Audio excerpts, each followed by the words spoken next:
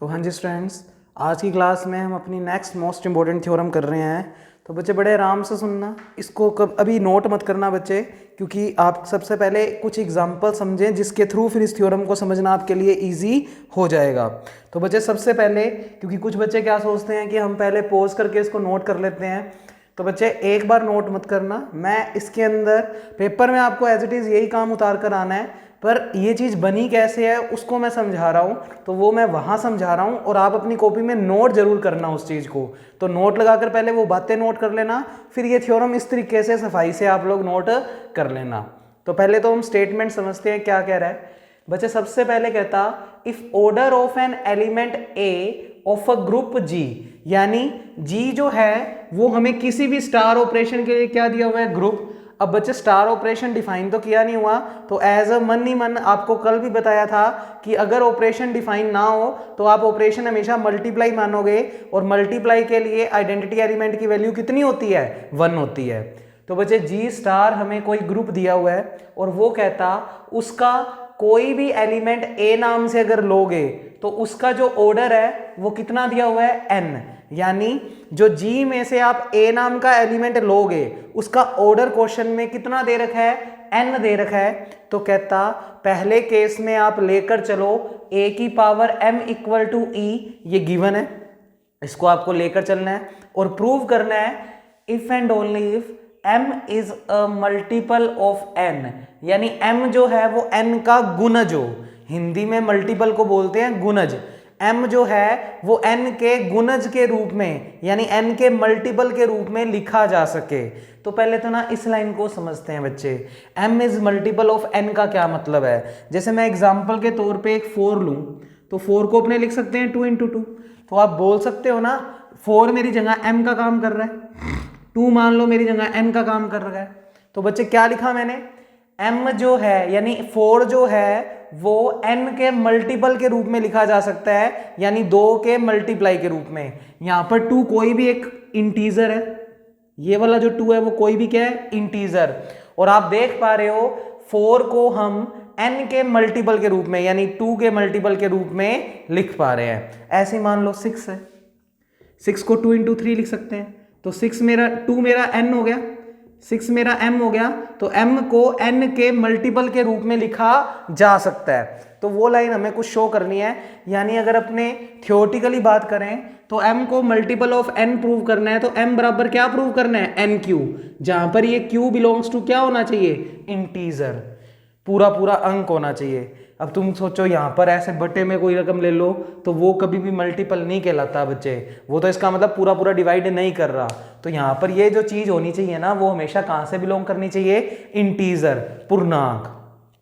तो बच्चे ये 2 बिलोंग्स टू क्यू नहीं है, 2 बिलोंग्स टू इंटीजर। ये जो 2 होना चाहिए वो इंटीजर से बिलोंग करना चाहिए, ये वाला 2, ठीक है। तो बच्चे एक बार वापिस सुनते हैं, जी हमें ग्रुप दिया हुआ है, कोई एलिमेंट ए नाम से है, उसका ऑर्डर हमें कितना दिया हुआ है, n दिया हुआ है, ये भी क्वेश्चन में गिवन है।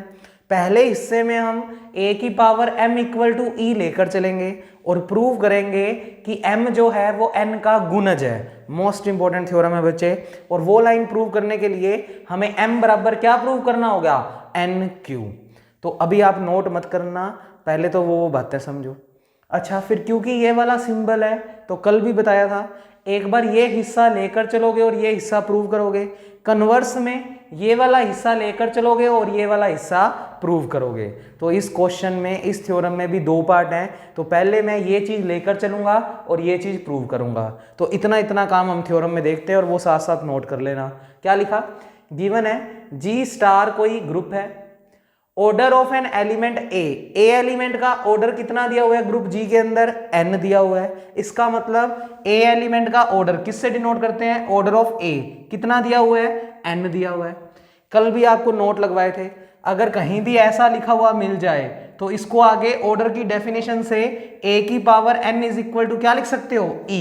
तो यहां पर बीच में रीजन ये साइड में लिख देना, by definition of order of an element, अवयव की कोटि के नियम से ऑर्डर ऑफ एन एलिमेंट, अवयव की कोटि की परिभाषा से अगर ऑर्डर ऑफ ए एन तो गिवन ही था, तो इसको आगे क्या लिख सकते हो, ए की power n is equal to e. तो बच्चे ये हमने नाम दे दिया इक्वेशन नंबर 1। पहले केस में a की power m equal to e लेकर चल रहे हैं, तो लिखा सपोज a की पावर m इक्वल टू कितना गिवन है e, equation number 2। To prove सिद्ध करना है, सिद्ध क्या करना है, m is a multiple of n, तो हमने लिखा to prove m is multiply of n, multiply मत लिखो मल्टीपल लिखो, और m is multiple of n मतलब प्रूव क्या करना है, दैट मीन्स टू प्रूव, इसका मतलब हमें सिद्ध करना है m बराबर n q, जहां पर q बिलोंग्स टू क्या होना चाहिए, इंटीजर। यहां पर ये z किसको शो कर रहा है, पूर्णांक को शो कर रहा है। तो मैंने वहां पर थोड़ा सा बताया भी है कि मल्टीपल का क्या मतलब होता है, तो हमें बस बेसिकली इस पोर्शन के अंदर ये लाइन लेकर आनी है। अब मेरे पास कोई तरीका नहीं है इस लाइन को लेकर आने का, तो बच्चे मेरे पास यानी कोई तरीका नहीं है कि मैं प्रूव कर पाऊं कि m जो है वो n के मल्टीपल के रूप में लिखा जा सकता है। तो मैं मेरे हिसाब से मान लूंगा कि m को शायद n के मल्टीपल के रूप में नहीं लिखा जा सकता, यानी हमने मान लिया लेट इफ पॉसिबल, यदि संभव हो तो हमने क्या मान लिया, लेट इफ पॉसिबल, यदि संभव हो तो हमने m को मान लिया कि उसको लिखा जाएगा nq प्लस r। हमें प्रूव तो करना है m बराबर nq, अगर ये कर पाए तो लाइन प्रूव होगी कि m n के मल्टीपल के रूप में लिखा जा सकता है, पर हमारे पास कोई तरीका नहीं है ये प्रूव करने का कि m को n के मल्टीपल के रूप में लिखा जा सकता है। तो हमने कहा हमारे हिसाब से तो ये जो चीज़ मांग रहा है वो गलत है, तो हमने कहा कि m को तो n के मल्टीपल के रूप में नहीं लिखा जा सकता, इसका मतलब m को लिखा जा सकता है nq प्लस r।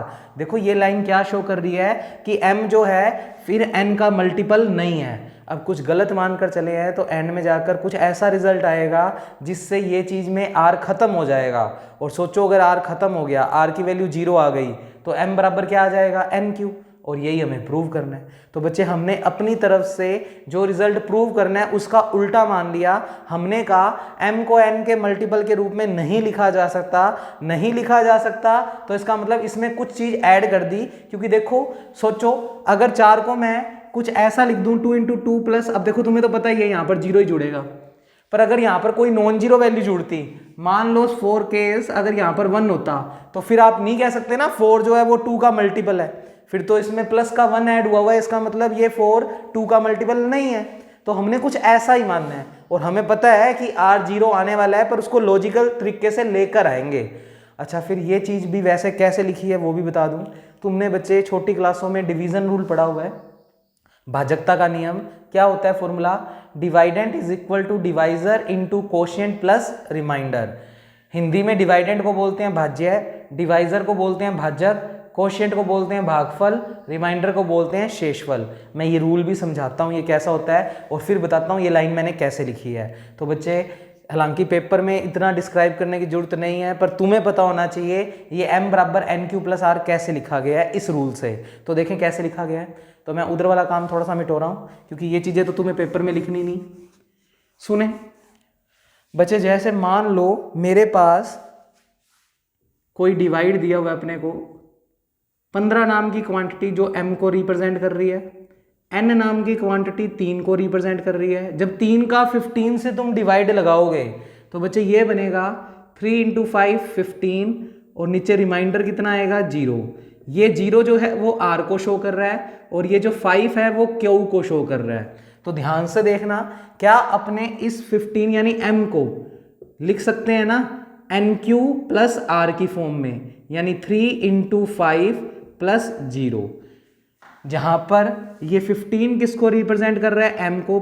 अपनी कॉपी में जरूर नोट करना बच्चे, n q और r, और देख पा रहे हो ये जो q की वैल्यू आती है वो इंटीजर होती है। ये जो q का मान 5 आता है वो बिल्कुल इंटीजर में बिलोंग, पूर्णांक में बिलोंग करता है। अब क्वेश्चन के अकॉर्डिंग ये जो डिवीजन रूल मैंने बोला है, क्योंकि ये जो लाइन मैंने लिखी है वो डिवीजन रूल से लिखी है। डिवीजन रूल क्या कहता है, डिवाइडेंट, डिवाइडेंट का मतलब अपने लिए यहाँ पर m है, बराबर डिवाइजर का मतलब n, कोशिएंट का मतलब q, और रिमाइंडर का मतलब r। वो देखो ध्यान से लिखा भी हुआ है, 15 बराबर 3 इंटू 5 प्लस 0, 15 बराबर 3 इंटू 5 प्लस 0। पर यहाँ पर डायरेक्ट नहीं बोलेंगे कि r का मान 0 आएगा, वो हम लॉजिकली तरीके से प्रूव करके दिखाएंगे। क्योंकि सोचो अगर कोई एग्जाम्पल मैं चेंज कर दूं, m तो अभी भी 15 ही है मान लो, तो अपने डिवाइड करने वाली चीज़ को अगर चेंज कर दें, देखो ध्यान से, n का मान लो 2 ले लें, तो बच्चे फिर ये सारा कुछ करने पर कितना आएगा, 7, 14, 1, 1 r को रिप्रेजेंट कर रहा है, 7 q को रिप्रेजेंट कर रहा है, और इस केस में 15 को तुमने लिखा है 2 × 7 + 1, यानी m is equal to nq + r। अब आप इन दोनों ही एग्जाम्पल्स को कंपैरिजन करो तो देखोगे कि ये जो r का मान है वो 0 के बराबर या हमेशा इस n से तो क्या ही होगा, छोटा। सोचो अगर r का मान यहाँ पर 3 होता फिर तो डिवाइड एक बार और लग जाता, क्योंकि हम 3 से ही तो डिवाइड कर रहे हैं इस क्वेश्चन में, तो फिर तो 3 से एक बार और डिवाइड लग जाता। तो ध्यान से देखो, मैंने ये लाइन तो इसको देखते हुए लिखी ही है, साथ में इसमें r की वैल्यू मेंशन की है कि वो 0 से बड़ी या 0 के बराबर और n से हमेशा छोटी।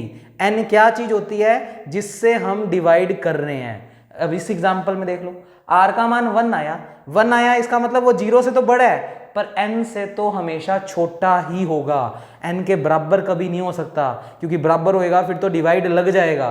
तो यहाँ पर ये लाइन भी बड़ी इंपॉर्टेंट है कि रिमाइंडर यानी r का मान 0 से बड़ा या बराबर, 0 के बराबर भी हो सकती है रिमाइंडर की वैल्यू, या 0 से बड़ी होती है, पर n से जिस चीज से हम डिवाइड कर रहे हैं उससे हमेशा क्या होती है, छोटी। अपनी कॉपी में जरूर नोट करना, पेपर में तो ये थ्योरम एज इट इज लिखनी है। तो वापस अपनी थ्योरम पे आ जाओ बस। अब बच्चे हमें m को मल्टीपल प्रूव करना है, किसका, n का। इसका मतलब m बराबर क्या लेकर आना है, nq, जहाँ पर q कहाँ से बिलोंग करता है, इंटीजर। देख लो यहाँ पर q 5 है वो भी इंटीजर है, यहाँ पर q 7 है वो भी इंटीजर है, तो वो q जो है वो एक इंटीजर वैल्यू होनी चाहिए। तो हमें ये लाइन प्रूव करनी है। इसको प्रूव करने का कोई तरीका नहीं है, तो मैंने डिवाइजन रूल यानी डिवीजन रूल लगाया और बोल दिया कि शायद m n का मल्टीपल नहीं है तो उसमें कुछ क्वांटिटी ऐड हो रखी होगी। जैसे इस एग्जांपल में दिख रही है कि 15 जो है वो 2 का मल्टीपल नहीं है, क्योंकि उसमें रिमाइंडर की वैल्यू नॉन जीरो आ रही है, 1 आ रहा है। जबकि यहां पर आप देखो तो 15 3 का मल्टीपल है। तो मैंने दोनों एग्जाम्पल लेकर दिखाए हैं कि यहां पर तो 15 शो हो रहा है कि वो 3 का मल्टीपल है। क्यों हो रहा है, क्योंकि रिमाइंडर की वैल्यू 0 आ रही है, जबकि हम क्वेश्चन में मानकर चल रहे हैं कि 15 जो है वो 3 का मल्टीपल नहीं है। अब अगर 3 का मल्टीपल नहीं है तो फिर कुछ ना कुछ रिमाइंडर की वैल्यू आएगी। तो हमने यही लिखा कि m बराबर हमने क्या मान लिया, nq + r, कुछ गलत मान लिया।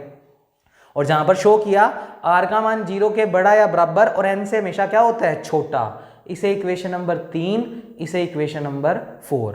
अब बच्चे क्योंकि इफ एंड ओनली वाला क्वेश्चन है तो इसमें जो चीज गिवन होती है उसका यूज करना जरूरी होता है। यूज किसका करना है, a की पावर m = e, तो मैंने उसको बुला लिया। तो लिखा क्योंकि a की पावर m = e गिवन है, m की वैल्यू ऊपर कितनी लिखी है हमने, nq + r, तो लिखा साइड में m बराबर कितना है, nq + r रख दो। यहाँ पर m का मान जैसे ही nq + r रखोगे तो a को अलग अलग कर दो, तो a की पावर nq को अलग, a की पावर r को अलग, = e चली रहे। अब बच्चे ये जो a की पावर nq है इसको थोड़ा तरीके से लिखा, a की पावर n को एक साथ और q को बाहर अलग से लिख दिया। कर सकते हैं आप, n को भी बाहर निकाल सकते थे, पर अपने को a की n की वैल्यू गिवन है इसलिए मैंने a की n को एक साथ रखा और q को बाहर कर दिया। a की r चली रहे, e चली रहे। अब साइड में रीजन लिखा, गिवन भी है a की पावर n = e, तो लिखा a की पावर n की वैल्यू कितनी है, e, तो a की पावर n की वैल्यू क्या रख दी, e। अब आपको बताया हुआ है कि जब थ्योरम्स के अंदर ऑपरेशन डिफाइन नहीं है तो ऑपरेशन मल्टीप्लाई, और मल्टीप्लाई के रिस्पेक्ट में आइडेंटिटी की वैल्यू कितनी होती है, 1, और 1 होती है। तो आप सोचो अगर e का मान, a की n की वैल्यू तो e है, तुमने रख दी, e की पावर q बन गया। अब e एक्चुअल में 1 है तो 1 की पावर कुछ भी हो 1 नहीं आएगा, तो कहने का मतलब e की पावर q कितना होता है, e होता है। क्योंकि आप e नॉर्मली कोई भी ऑपरेशन के रिस्पेक्ट में आइडेंटिटी लेकर चले हो तो आइडेंटिटी हमेशा, आइडेंटिटी की पावर कुछ मर्जी करो उसका रिजल्ट हमेशा क्या आएगा, आइडेंटिटी ही आएगा। तो e की पावर q की वैल्यू कितनी हो गई, e * ar चली रहे, बराबर में e चली रहे। अब बच्चे यहां पर ध्यान से देखें, ये पूरा एलिमेंट हो गया और ये आइडेंटिटी, और तुम्हें क्योंकि जी ग्रुप दिया हुआ है तो आइडेंटिटी लो लगा सकते हो। तो एलिमेंट * आइडेंटिटी = एलिमेंट, यानी जब भी हम किसी भी एलिमेंट का आइडेंटिटी से मल्टीप्लाई करते हैं तो रिजल्ट में क्या बचता है, एलिमेंट। तो a की पावर r का e से मल्टीप्लाई करेंगे तो क्या बचेगा, a की पावर r = e चली रहे। अब बच्चे a की पावर r इक्वल टू ई आ गया, और कहीं ना कहीं हमें ऊपर गिवन है a की पावर n इक्वल टू भी कितने है e, तो हमने लिखा। बट a की पावर n क्वेश्चन में हमें दिया हुआ है कितना e, इसको तो नकार ही नहीं सकते, ये चीज तो हमें दी हुई है ऊपर क्वेश्चन के अंदर वर्डिंग में। तो बच्चे ये a की पावर r इक्वल टू ई आ गया, पर हमें ऊपर क्वेश्चन में दे रखा है a की पावर n किसके बराबर है, e के। अब यहां से अगर अपने ऑर्डर की डेफिनेशन लगाएं तो अगर किसी भी एलिमेंट की पावर कुछ करने पर इक्वल टू आइडेंटिटी मिलता है तो उस एलिमेंट का ऑर्डर ऑफ ए किसके बराबर हो जाएगा, एन के।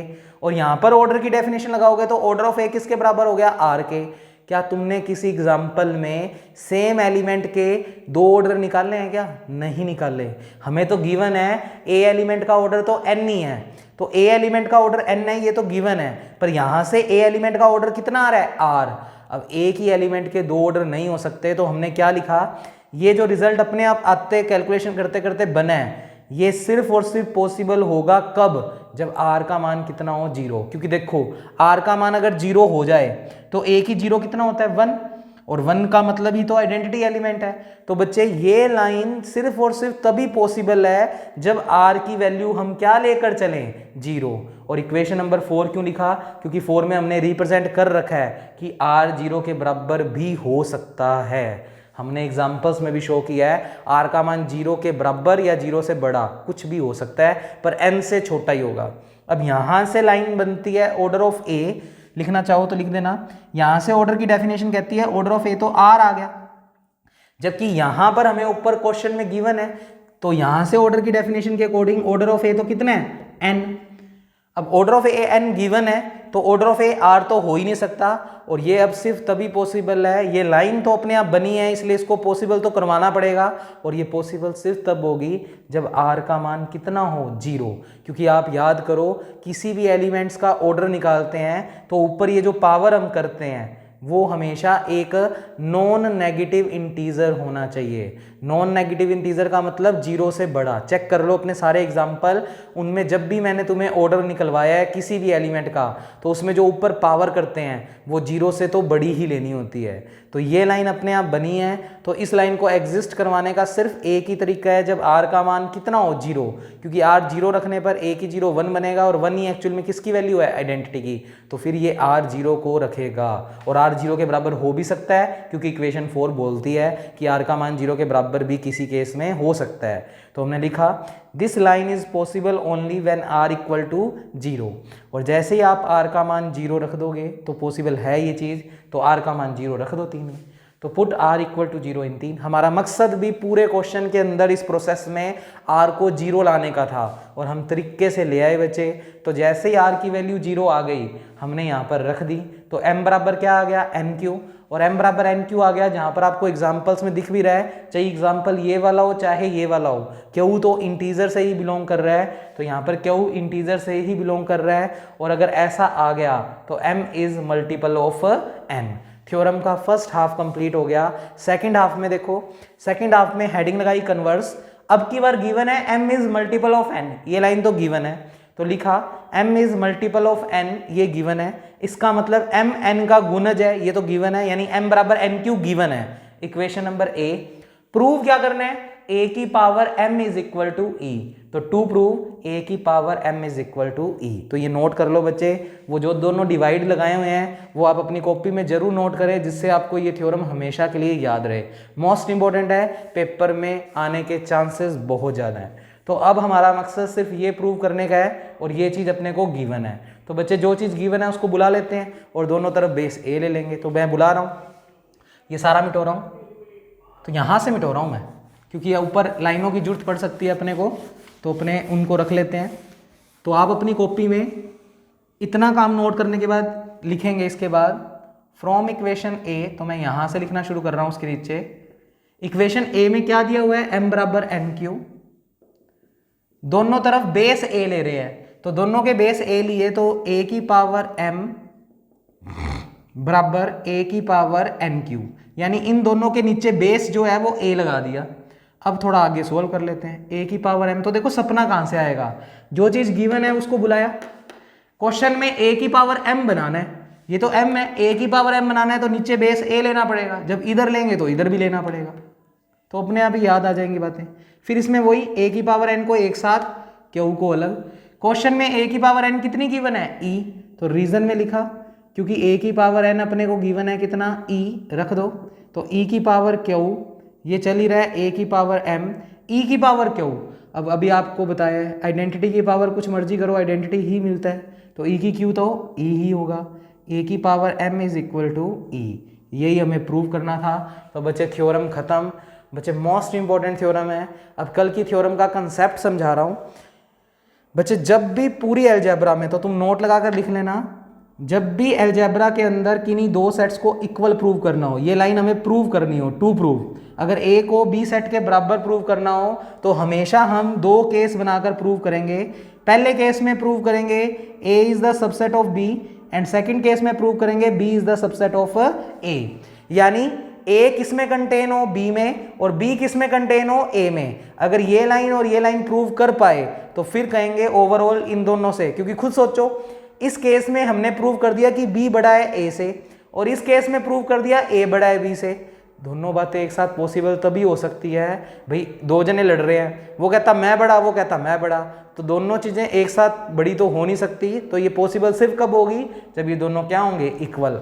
यानी अलजेब्रा में पूरी बुक ग्रुप थ्योरी के अंदर मैं जब भी दो सेट्स को इक्वल प्रूव करना चाहूंगा तो मैं हमेशा ये वाला कंसेप्ट लगाऊंगा, एक बार मैं ए को बी में प्रूव करूंगा और एक बार बी को ए में, और अगर कर पाया तो दोनों केसों को कंबाइन करने पर रिजल्ट हो जाएगा कि वो दोनों सेट आपस में क्या है, इक्वल। प्लस किसी किसी थ्योरम्स में मैं मैथमेटिकल इंडक्शन रूल भी लगाऊंगा, जो तुमने बहुत छोटी क्लासेस में पढ़ा होगा। इंडक्शन मेथड होता क्या है, किसी फॉर्मूले को जस्टिफाई करने के लिए कि जो भी फॉर्मूला बना हुआ है क्या वो सही है या नहीं, और उसके लिए हमारा प्रोसीजर क्या होता था, हम n बराबर 1 के लिए उस फॉर्मूले को ट्रू करके दिखाते थे, फिर n बराबर 2 के लिए भी करके दिखाते थे। अगर n बराबर 2 के लिए भी फॉर्मूला सही आ जाता है तो फिर n बराबर k के लिए ट्रू मान लेते थे और फिर k+1 के लिए ट्रू करके दिखाते थे। तो कल ये दोनों लॉजिक्स यूज करूंगा बच्चे। आज का काम इसी वीडियो को रिपीट कर करके देखना बच्चे, मोस्ट इंपॉर्टेंट थ्योरम है, पेपर में आने के चांसेस बहुत ज़्यादा हैं, तो केयरफुली इसको पढ़ लेना बच्चे। Thank you.